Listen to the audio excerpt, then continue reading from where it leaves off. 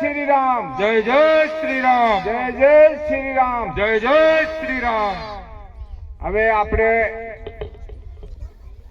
10-12 ગામનો એક સંમેલન આપણી સમાજમાં આજે કેમ રાખવામાં આવ્યો, એમનો ખૂબ ધ્યાન ધરીને બેસવાનો વિચાર કરવાનો છે. આના સંમેલનની અંદર આપણે જાગૃતિ લાવવાની છે. આપણી સમાજ વિશે જાગૃતિ લાવીને સુખી જીવન જીવાને લીએ આજે હમણાં બતાવ્યું ને, બહારના જે ધર્માંતરણ આવે છે એમને કેવી રીતે રોકવાનું और કેમ એમનું જાગૃતિ કરવાની જરૂરત આપણ છે. सब से भाइयों से बहनों से नाना बालकान से सबने अंदर इमनी सत्ता जगाड़वानी से. आज वाणी द्वारा कैसे मुझ में राम, तुझ में राम, सौ में राम समाया कर ले सबसे प्यार, कोई पराई चीज नहीं मले. આવી વસ્તુ સમાપ્ત કરવા હારું આજે બહારનો ધર્માંતરણ આવી કરીને આપણી સમાજને અંદર તો આપણે ખૂબ સાવધાની રાખીને જીવન જીવવાનું.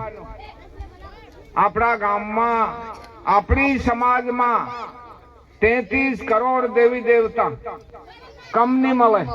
કઈનું ખૂટી ગયું, કઈનું કઈના નહીં મળ્યું. 33 કરોડ દેવી દેવતા, દેવને માનો, માતાને માનો, વગાજાને માનો, ધરતી માતાને માનો, ગંગા માતાને માનો. એટલા બધા 33 કરોડ દેવી દેવતાને ફેર છોડી કરીને આપણું બીજા ધર્મમાં આપણું માથું દઈએ. કેટલા ગાંડા ને કેટલા ભૂલવા. આપણે ખુદ કમાઈને આપણા જીવનનો, આપણી સમાજનો તંત્ર ચલાવવા, કોઈના ગુલામ નહીં મળે ને કોઈના દબાવમાં નહીં મળે.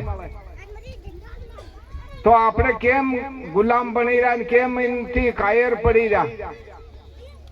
આપણી સમાજને જાળવો, આપણી સમાજને હાંસવો. ठेठ परंपरा थी एक युग जाता लाग्यो, एक युग आवता लाग्यो, एक युग रहता लाग्यो.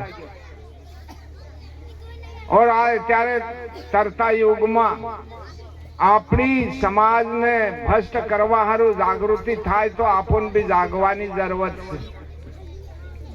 ठेठ परंपरा थी आवे से आपणो सनातन हिंदू धर्म केतरी समाज केतरी जातना होय, पण सनातन धर्म एतरे ठेठ युगों थी आवे से.